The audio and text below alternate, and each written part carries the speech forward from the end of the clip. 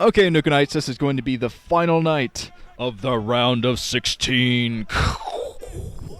That was supposed to be thunder. Didn't really sound like it, though. But this is going to be Kwanro versus Hyvaa, ZVZ, and this is actually a deciding set. Actually, every set tonight is a deciding high-stakes matchup, which isn't usually the case. Usually, on the 6 sets of round of 16s, there's at least one matchup that's completely useless that won't decide anything, but this is not the case tonight.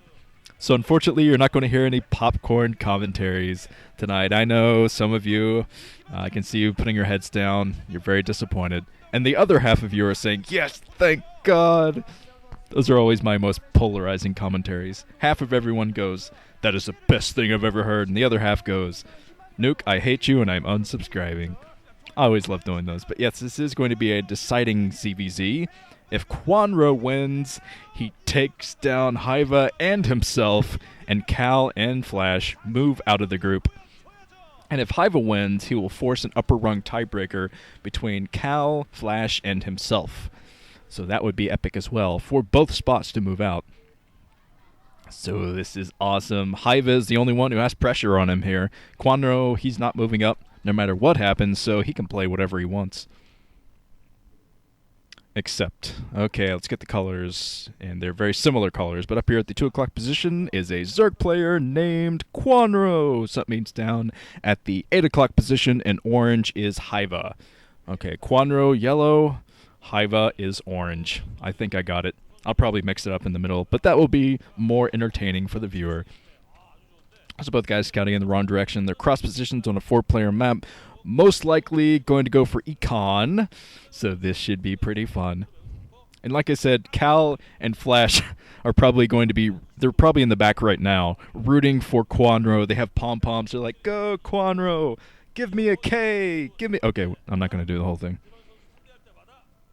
But yes, Kwanro. And Kwanro is just going to take it easy in this game. He has no pressure on him whatsoever.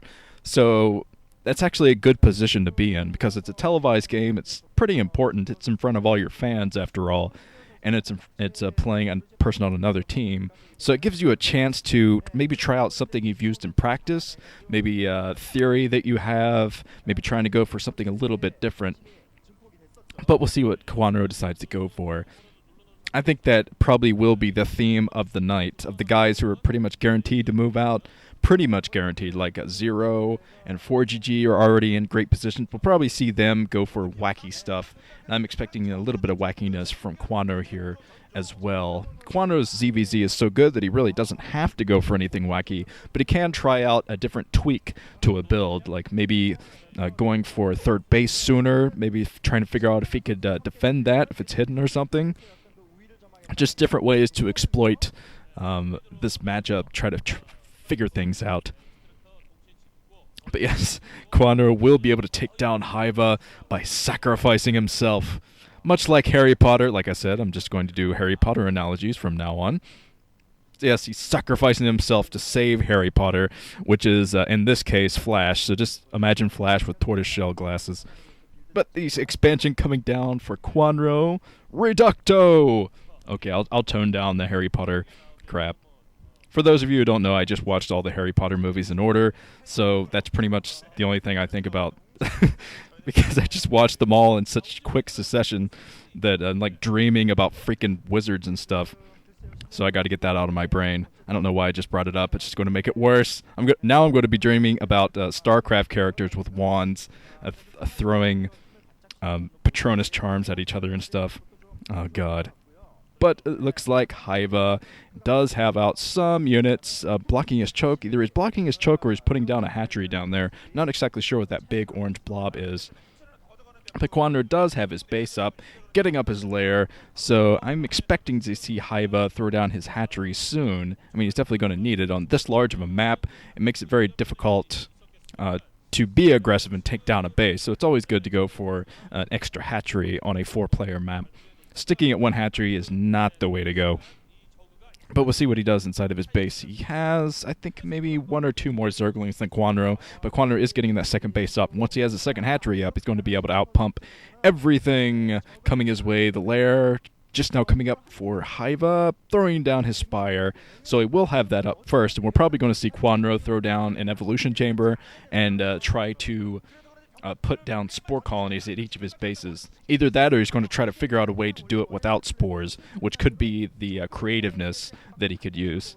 I mean, it doesn't matter. Kwanro, he can alt-tab or something and just play Left 4 Dead or some other game, Fallout, something like that, and just put all of his Zerglings on attack move and see how he does. But it looks like both players have Zergling speed, so they're going to be a lot more aggressive. And Hyvaa still has more Zerglings, I believe.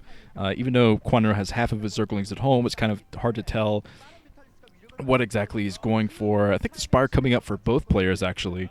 So it looks like Kwanro is going to be prepared, especially pumping from those 2 hatcheries. I think he'll be able to defend against this pretty well. Hyvaa keeping all of his Zerglings at the front, playing very, very defensively. This might actually be kind of a tell of Hyvaa, since he's never been under this much pressure in a individual league. So maybe that's why he's playing so defensively here. He's thinking, God, I don't want him breaking through or even killing one drone. My build has to be perfect. But now Kwanro, I think he's getting ready to break, or at least attempt a run-by of sorts, because he has all of his Zerglings right by the natural expansion. Let's see what he does with these.